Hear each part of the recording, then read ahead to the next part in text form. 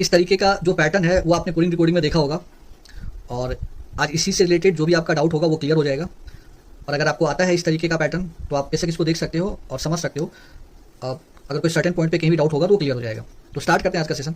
सबसे पहले मैंने यहाँ पे लिखा है, कुछ कोड लेकर आया हूँ, उसके बारे में बता देता हूँ क्या है, उसके बाद मैं इसको एक्सप्लेन करूँगा। In a specific code language, hope to see you is coded as RESONADI, please come to see the party as FIGENADI। कहने का मतलब लेफ्ट साइड में ये जो दिया हुआ एक सेंटेंस है, ठीक है, राइट साइड में उसको इस तरीके से कोड करा गया है। लेफ्ट साइड में दिया हुआ है, राइट साइड में उसको इस तरीके से कोड करा गया है।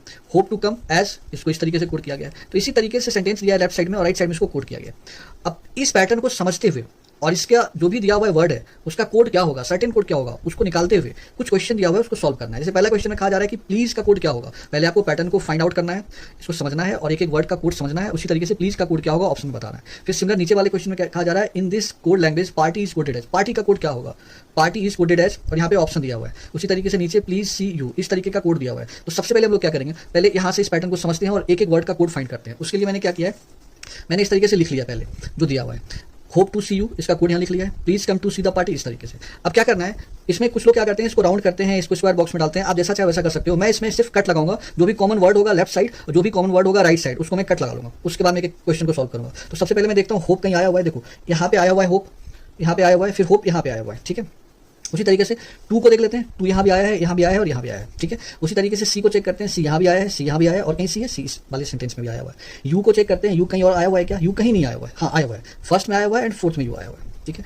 अब उसी तरीके से सेकंड वाले सेंटेंस में हम देखते हैं कम कहीं और है, तो देखो सेकंड में है और इसमें कम है। उसी तरीके से द कहीं है तो है, द आपका इसमें है, सेकंड में और लास्ट वाले में है। उसी तरीके से प्लीज कहीं दिख रहा है क्या, प्लीज कहीं कहीं नहीं है, ठीक है। उसके बाद दिया हुआ है पार्टी, पार्टी है, पार्टी कहीं और है, हाँ यहाँ पे है पार्टी, सेकंड वाले में और लास्ट वाले में पार्टी है। तो मैंने इस तरीके से कट लगा लिया, ठीक है। प्लीज कहीं दिख रहा है, प्लीज कहीं नहीं दिख रहा है, बाकी सारा कोड यहाँ पे कॉमन आ चुका है। तो जितना भी कट मैंने लगाया लेफ्ट साइड में, जितना कॉमन आया है, कट लगाने का बेसिकली मतलब है कॉमन है ये। उसी तरीके से राइट साइड में भी जो एलिमेंट लिखा हुआ है उसका भी उसी तरीके से उतना ही नंबर ऑफ कॉमन इस साइड भी होगा, ठीक है। तो हम निकाल लेते हैं पहले आर ई कहीं दिख रहा है, हाँ है, आर ई फर्स्ट है और लास्ट में दिख रहा है, और कहीं आर ई दिख रहा है नहीं दिख रहा है। एस ओ कहीं दिख रहा है, तो फर्स्ट वाले में एस ओ दिख रहा है और थर्ड वाले में एस ओ दिख रहा है, और कहीं एस ओ है नहीं दिख रहा है। फिर एन ए देखो, एन ए आपका फर्स्ट में है, सेकंड में है, फिर डी आई फर्स्ट में है, सेकंड में है।